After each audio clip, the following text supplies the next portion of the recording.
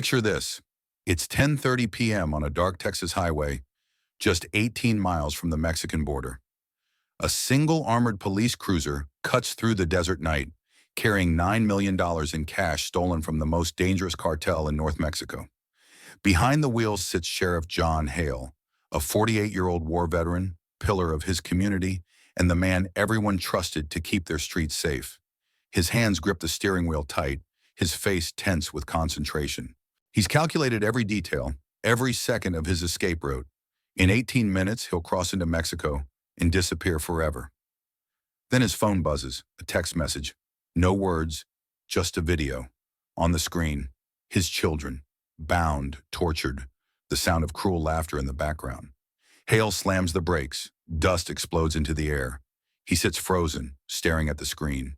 His perfect plan, the one where he outsmarted the cartel, the DEA, and even the FBI, had one fatal flaw. He forgot about his family. But how did a decorated sheriff become the very criminal he'd spent years hunting? What would you do if your family's life depended on the most dangerous decision you'd ever make? And with his children's lives hanging in the balance, what choice would John Hale make next?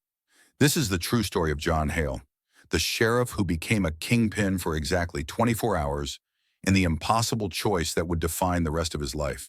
Before we begin, I have a small favor to ask. It'll only take a few seconds. Please like the video, subscribe to the channel, and let me know in the comments. What time are you watching this? These small actions really help the channel and allow me to bring you new stories every day. Let me take you back 6 months earlier to Dorset County, Texas. Population 12,000, sitting right on the border with Mexico. It's the kind of place where everyone knows everyone, where the biggest excitement is usually the high school football game on Friday nights. Sheriff John Hale was everything this community wanted in a lawman. Iraq War veteran, Purple Heart recipient, married to his high school sweetheart Kate for 23 years, father of 2 adult children, Emma, age 21, working as a teacher's aide while studying for her education degree, and Michael, age 21, a college senior studying criminal justice, following in his father's footsteps. Here's what everyone saw: a man who had it all together. Here's what nobody knew: John Hale was drowning. For 8 years as sheriff, he'd built a reputation as the guy who got things done. When the DEA needed local support for their operations against the Los Nómadas cartel, the group responsible for smuggling 80% of the narcotics flowing into South Texas, they called John Hale. When the FBI needed someone who understood the terrain, the culture, the way things worked on the border, they called John Hale. But here's the cruel irony. The man everyone trusted to protect their money couldn't protect his own family's financial future. The sheriff's salary in Dorset County was $52,000 a year. After taxes, mortgage payments, and basic expenses, there wasn't much left. Kate worked part-time at the local bank, but their dreams were bigger than their small town could contain. Both children had student loans mounting: $47,000 for Emma, $52,000 for Michael. Emma was planning her wedding to her college boyfriend, a wedding the family couldn't afford. The venue alone cost $8,000. Kate had been accepted to a business program that could change their lives, but the tuition was $15,000 they didn't have. Every morning, John woke up to the same crushing reality. He was failing as a provider. Kate had grown tired of their financial struggles. She wanted to move to Austin, maybe Dallas, start a business, give their family the opportunities they deserved. But every conversation about money ended the same way, with the acknowledgement that they were trapped. John was caught between his duty to his community and his inability to give his family the life they deserved. Without the badge, who was he? But with the badge, he was watching his children struggle with debt and his wife's dreams slip away. And that's when the opportunity presented itself. But John didn't know that this opportunity would make him the most wanted man in Texas within 72 hours. In February 2023, DEA Special Agent Maria Santos approached John with the biggest operation they'd ever attempted in the region. Intelligence suggested that Los Nómadas was planning to move their entire cash reserve, estimated at between $8 and $12 million, from their distribution network back to Mexico. Here's what Agent Santos told John. They needed someone who knew every road, every hiding spot, every possible escape route. This would be the operation to take down the entire Los Nomadas network in one coordinated strike. Here's what she didn't know. John had been studying Los Nomadas for months, not just their drug operations, their money operations. Think about this. John knew that every Tuesday, their financial coordinator, known only as El Contador, would collect cash from distribution points across 3 counties. He knew they used an abandoned ranch house 12 miles outside town, property that had been foreclosed on 3 years earlier. He knew they kept the money in a reinforced basement, guarded by no more than 4 men at any given time. But here's the crucial detail. He knew that on the night of the big DEA operation, every federal agent in the region would be focused on the arrest points, not the money. For 3 months, John played the perfect double agent. He attended every briefing, shared every piece of intelligence, helped plan every detail of the operation. But late at night, while Kate slept, he was planning something else entirely. Not to help the DEA, to rob the cartel. Think about the psychology here. John told himself he was taking money from criminals, money that would otherwise be used to poison communities. He wasn't stealing from innocent people. He was redistributing criminal profits to a family that had sacrificed everything in service to the law. The math was simple. $15 million would solve every problem his family faced. Emma's wedding, Kate's business school, Michael's student loans, their mortgage. All of it could disappear overnight. But John made one critical miscalculation. He thought he could outsmart everyone. He was wrong, and that mistake would cost him everything in exactly 47 days. A heist of this magnitude couldn't be done alone. John needed people he could trust absolutely. People who had as much to lose as he did. First was Marcus Webb, a former Army Ranger who'd served 2 tours in Afghanistan. Marcus had come home to find his wife had emptied their bank accounts and disappeared with their son. He was working as a mechanic now, barely making $31,000 a year, drowning in legal bills as he fought for custody rights he couldn't afford. During a fishing trip to Lake Henderson, John carefully broached the subject. He wasn't asking Marcus to hurt anyone, just to take money from people who'd never earned an honest dollar in their lives. Money that would otherwise go to buying more poison for their communities. Marcus looked at John for a long moment. His own son was living with strangers because he couldn't afford a better lawyer. When John finished explaining, Marcus said just one word. When? The second recruit was Tommy Chen, a former Navy SEAL who'd left the military after a training accident left him with chronic pain. The VA had denied his disability claim 3 times, and he was struggling to support his elderly parents while dealing with medical bills that were crushing him. $147,000 and growing. Tommy's cousin had died from an overdose of cartel-supplied fentanyl just 6 months earlier. When John approached him with the plan, Tommy saw it as a form of justice. They would be taking from the people who had destroyed his family. The third member of the team was perhaps the most crucial. Danny Ramirez, a local electronics expert who'd been installing and maintaining the county's surveillance systems for 15 years.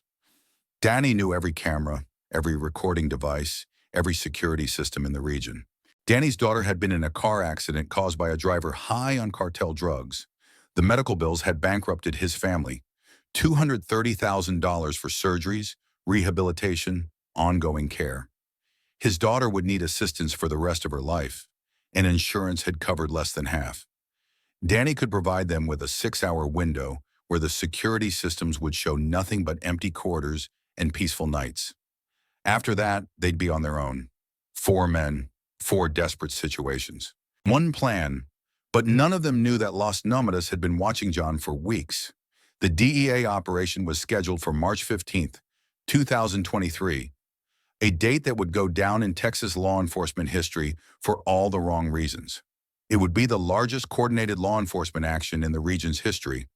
47 agents, 12 different agencies, simultaneous raids at 7 locations. The operation had a name, Desert Sweep. It was supposed to end Los Nomadas operations in South Texas forever. John had convinced Agent Santos that he should lead a small team to the ranch house, ostensibly to secure evidence and ensure no cash was destroyed during the chaos of the main operation. He told her they'd go in quiet, make sure everything was preserved for the investigation. What Santos didn't know was that John's team consisted of Marcus, Tommy, and Danny, not federal agents. The morning of March 15th, John woke up at 4:30 a.m. Kate was still sleeping beside him. Emma and Michael were both away at their respective colleges, safe in their dorm rooms, unaware that their father was about to become a federal fugitive. John stood looking at family photos on the mantel, wondering if he was about to make the biggest mistake of his life. There was a photo from Emma's high school graduation, another from Michael's 18th birthday, one from their last family vacation to the Gulf Coast. A vacation they'd paid for with credit cards because there was no money left in savings. At exactly 5 a.m., he was meeting his team at the old Miller Grain elevator, 5 miles outside town. The plan was elegant in its simplicity. While the DEA was conducting their raids, they would hit the ranch house, take the cash, and be gone before anyone realized what had happened. John reminded his team one final time. They weren't criminals. They were taking money from criminals. Money that would otherwise be used to destroy lives, fund violence, and spread misery throughout their communities. But as they drove toward the ranch house, John's phone was buzzing with updates from the DEA operation. The raids were going perfectly, too perfectly.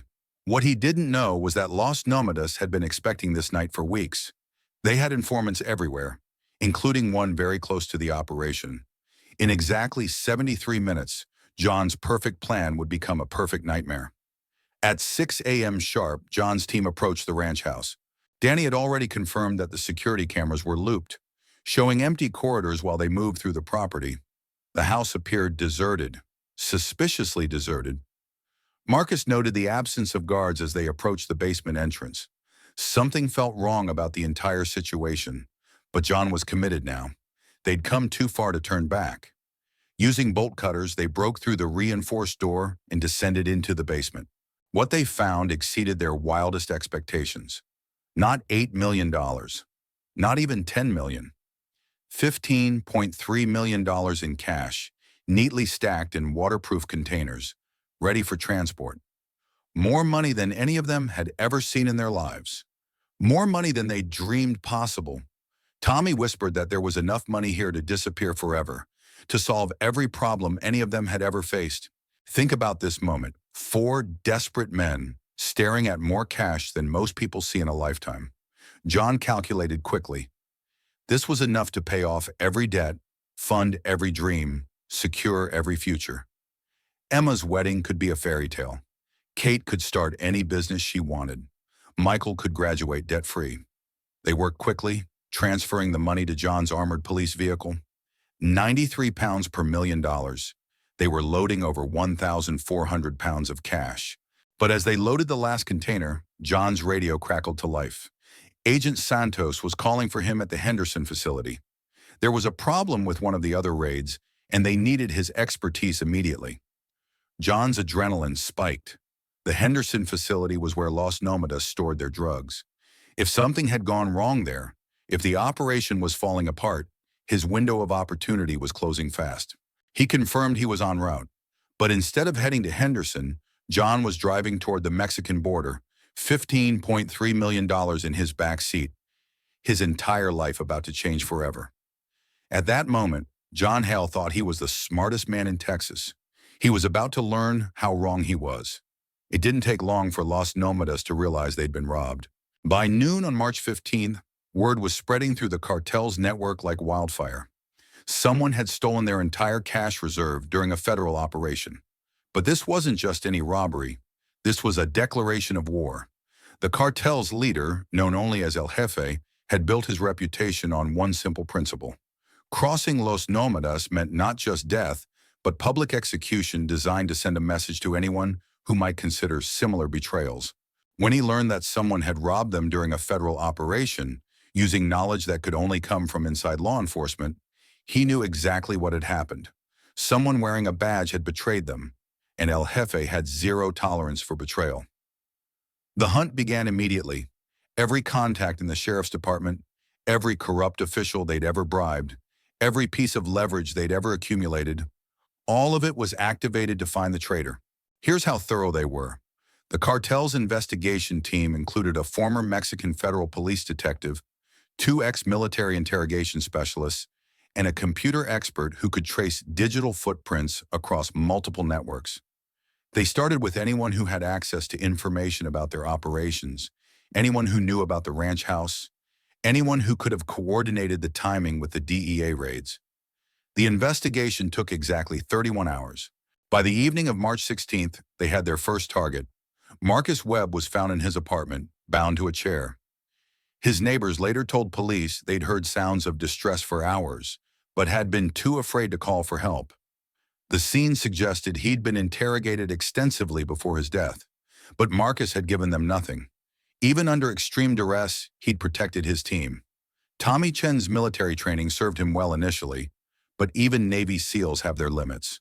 When they found his body in a field outside town 3 days later, the medical examiner determined he'd been kept alive for at least 24 hours after his capture.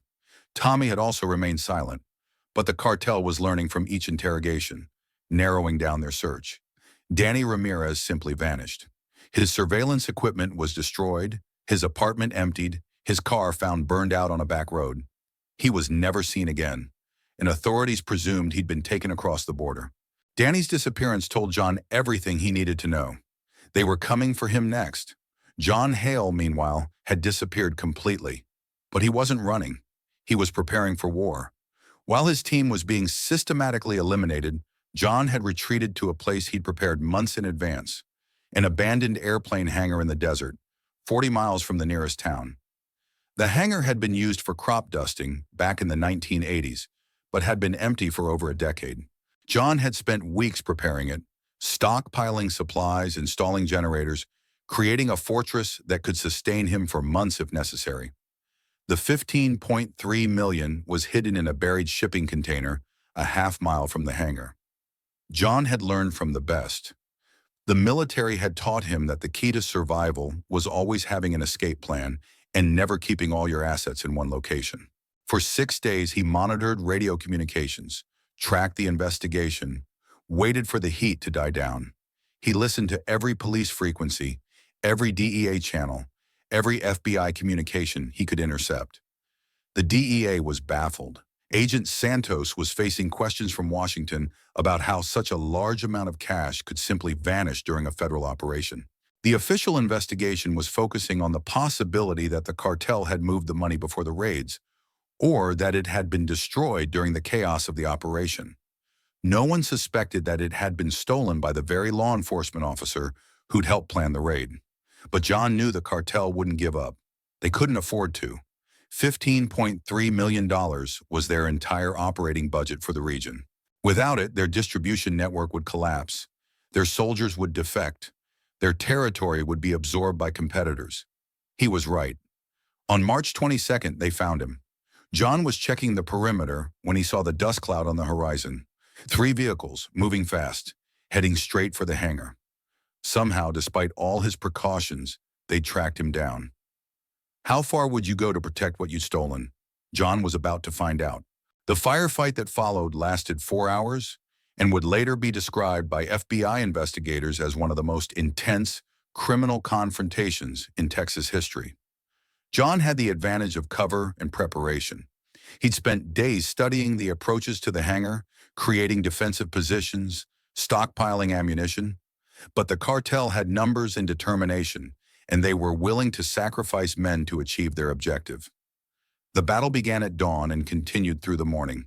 Gunfire echoed across the desert like thunder. John's military training served him well. He used the terrain, conserved ammunition, made every shot count. The cartel members, despite their experience with violence, weren't prepared for sustained combat against a trained soldier fighting for his life. This wasn't a street execution or an intimidation killing. This was warfare. John moved between positions like a ghost, using the hangar structure to his advantage. He'd prepared multiple sniper nests, created crossfire positions, even rigged explosives at key entry points. For 4 hours, one man held off 12. When the smoke cleared, 8 members of Los Nómadas lay dead around the hangar. John had suffered 2 gunshot wounds, one in his left shoulder, another grazing his ribs, but was still alive, still fighting. But he knew more would come. The cartel had resources, manpower, and most importantly, they had something he couldn't defend against from a distance. His phone rang. The voice on the other end was calm, professional, speaking perfect English with just a hint of an accent. The caller identified himself as Carlos, and he had a proposition that would change everything. John had something that belonged to them. They had something that belonged to him. Perhaps they could work something out. John didn't understand what the man meant until Carlos explained with chilling calm. They'd been watching John's family for weeks, waiting for the right moment. They knew about Emma's teaching schedule, about Michael's class routine, about Kate's shifts at the bank, and now they had them. The video arrived as an attachment to a text message. Emma and Michael, both bound and clearly terrified, in what appeared to be a basement. Their faces showed signs of rough treatment, but they were alive. But here's what made John's blood freeze. These weren't children anymore. Emma was 21, a grown woman trying to build her career. Michael was 21, a young man about to graduate college. They were adults who'd been pulled into this nightmare because of their father's choices. Carlos explained the terms with businesslike precision. John had their money, they had his children. This was simply a transaction. They wanted all of it, every dollar. And they wanted John. They were going to film his confession, his apology, and his execution. The video would be distributed to every law enforcement agency in Texas, every cartel network in Mexico, every criminal organization in North America. The message would be clear. This is what happens when you cross Los Nómadas. John asked about his children. Carlos assured him they would be released unharmed once the transaction was complete. It was nothing personal, just business. But John knew that assurance was worthless. The cartel couldn't afford to leave witnesses. Emma and Michael had seen too much, knew too much. They would never be safe as long as Los Nómadas existed. He also knew that he was running out of time. Every second he spent negotiating was another second his children were in danger. Carlos gave him the location, the old Morrison Ranch, Highway 71, 18 miles south of town. He had exactly 2 hours. Come alone. Bring every dollar. Any attempt at cleverness would result in consequences John couldn't imagine. The line went dead, leaving John alone in the damaged hangar with the most important decision of his life. 2 hours, 18 miles, his children's lives. What would you do? John sat among the wreckage of the gun battle, staring at his phone. 2 hours, 108 minutes, 6,480 seconds. Every second counted now. He could run, take the money and disappear, start a new life somewhere far away, but Emma and Michael would pay the price. The cartel would make sure their deaths sent a message that would echo through law enforcement circles for decades. Or he could surrender, give back the money, accept his fate, and hope that the cartel would honor their word and release his children unharmed. But John Hale hadn't survived 2 tours in Iraq by accepting impossible choices. There was always a third option, always another angle, always a way to turn disadvantage into advantage.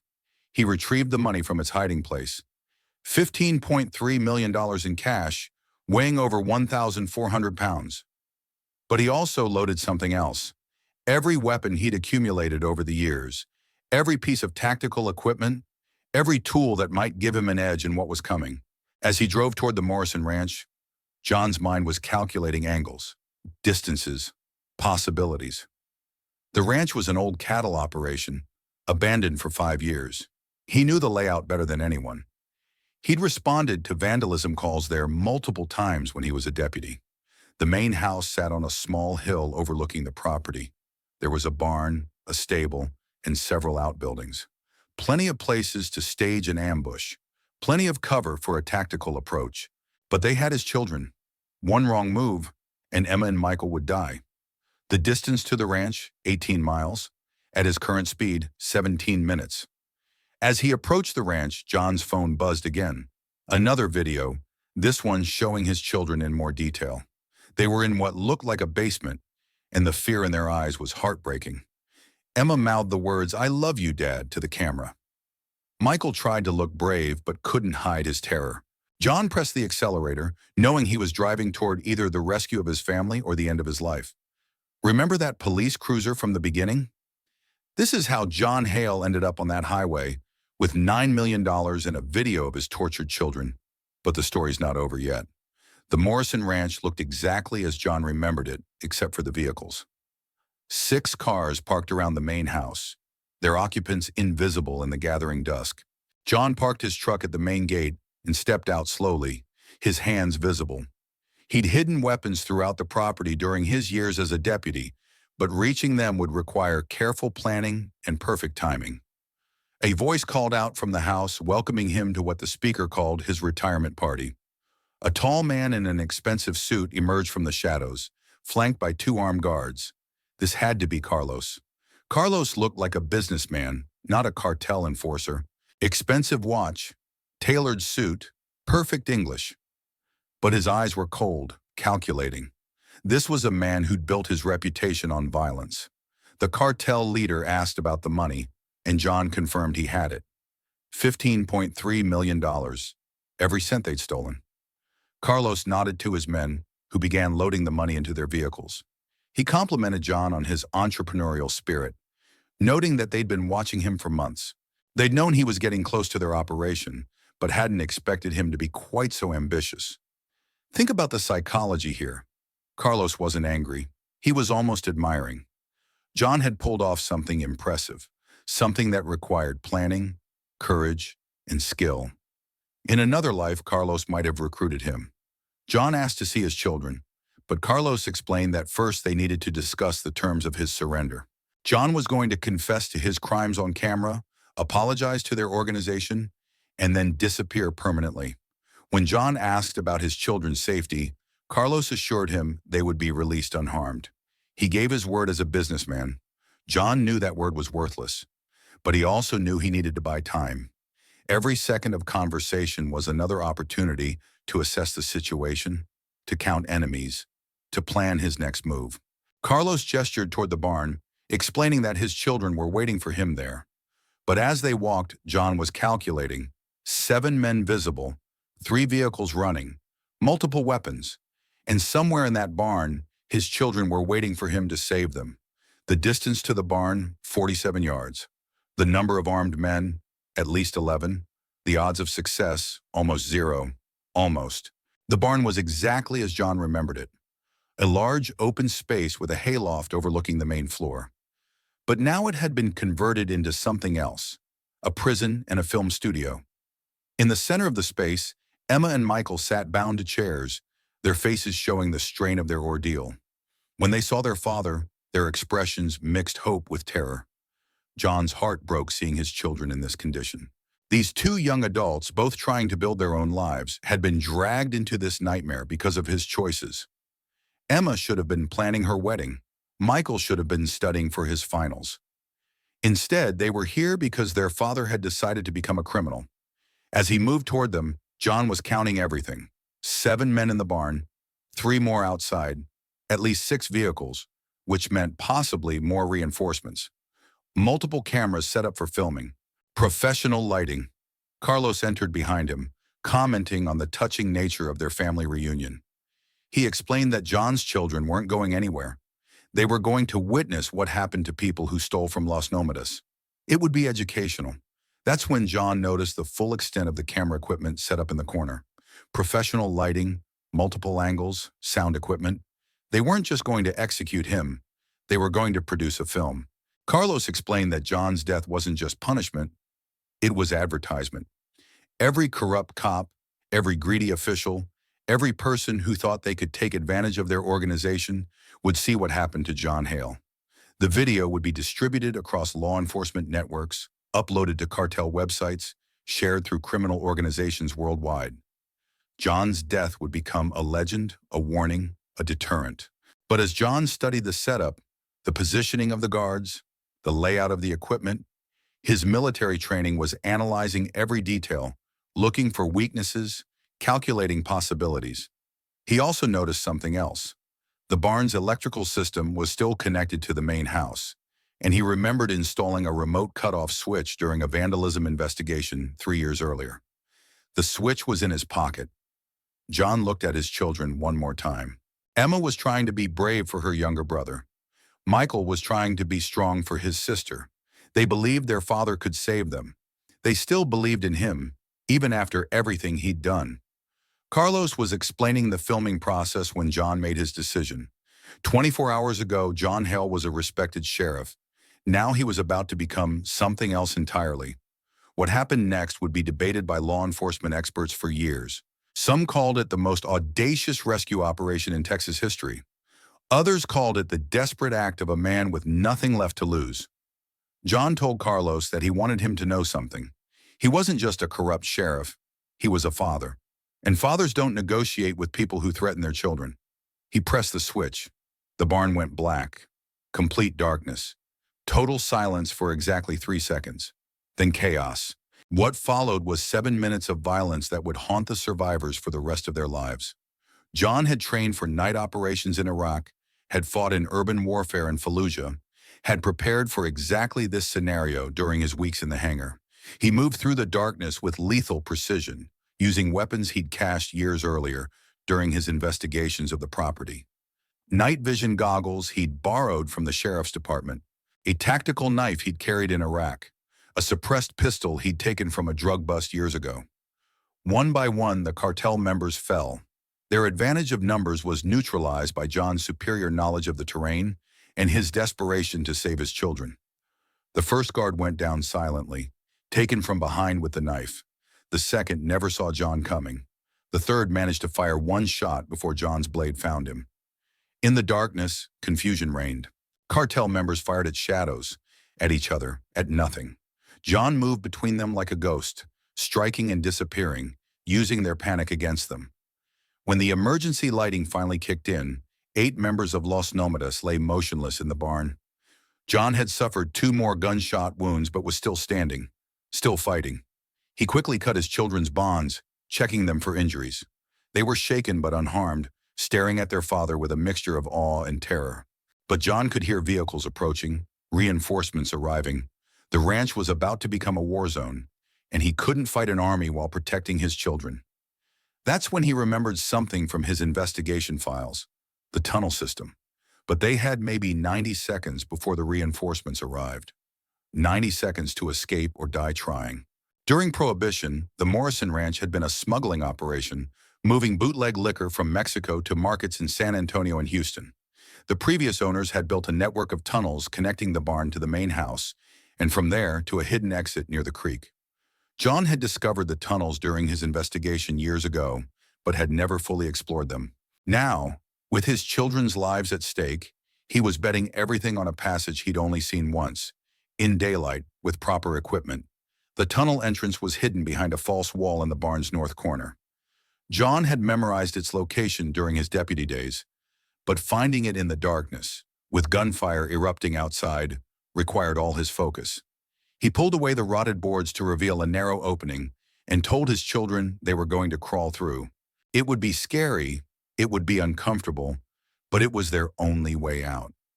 Emma asked how he knew about the tunnels. John explained quickly. He'd been preparing for this possibility for years, studying every escape route, every advantage he might need. The tunnel was worse than John remembered. Narrow, filled with debris, the air thick with dust and decay. But it was their lifeline to freedom. They crawled through the darkness, John's flashlight providing the only illumination. The tunnel was roughly 3 feet high and 2 feet wide, forcing them to move on hands and knees through decades of accumulated grime. Behind them, they could hear the cartel members discovering the barn, their shouts growing louder as they realized their prisoners had escaped. Flashlights swept the barn, voices called out in Spanish, footsteps pounded overhead. John urged his children to keep moving, telling them they were almost there. The tunnel seemed endless, stretching for what felt like miles through the desert underground.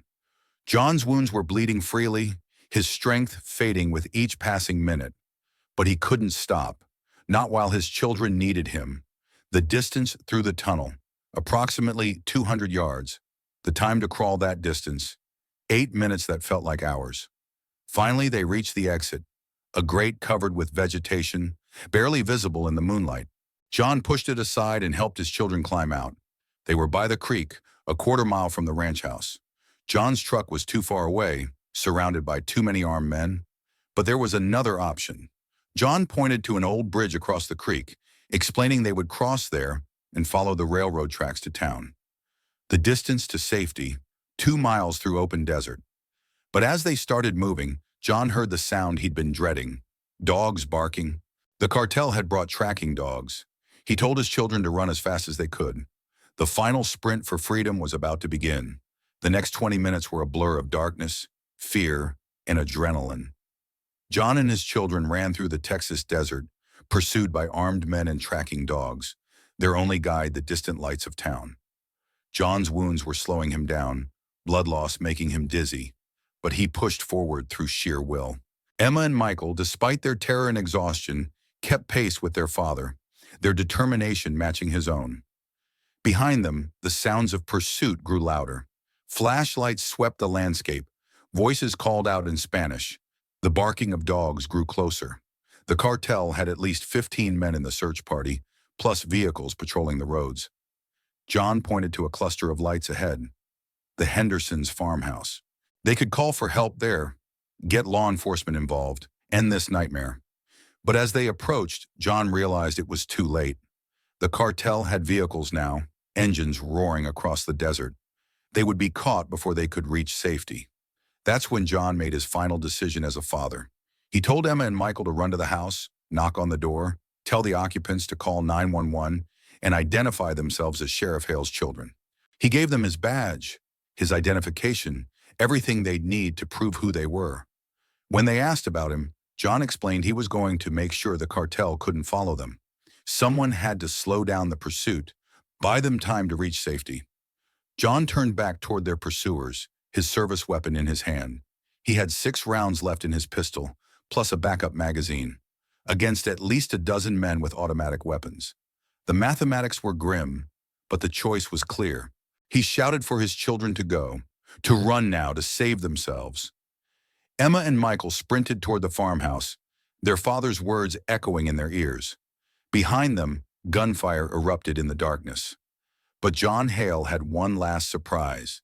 The explosives he'd planted around the ranch during his years as a deputy weren't just for show. They were military-grade C4, strategically placed to create maximum chaos and confusion. As the cartel members closed in on his position, John triggered the devices remotely. The explosions lit up the night sky like daylight, destroying vehicles, scattering his pursuers, buying his children the precious minutes they needed to reach safety. The blast was heard 15 miles away. Windows shattered in nearby farmhouses. The ground shook like an earthquake. When the smoke cleared and law enforcement arrived, drawn by reports of explosions and gunfire, they found evidence of a massive gun battle, destroyed vehicles, and multiple casualties scattered across the desert. But they never found John Hale. The official investigation lasted 6 months. The FBI found blast craters, ballistic evidence, and enough shell casings to indicate a sustained firefight involving military-grade weapons. But no body, no trace of the man who'd started it all. If you enjoyed this story, don't forget to like the video, subscribe to the channel, and hit the bell so you never miss a new upload. Your support means a lot, and it helps keep these true crime stories coming.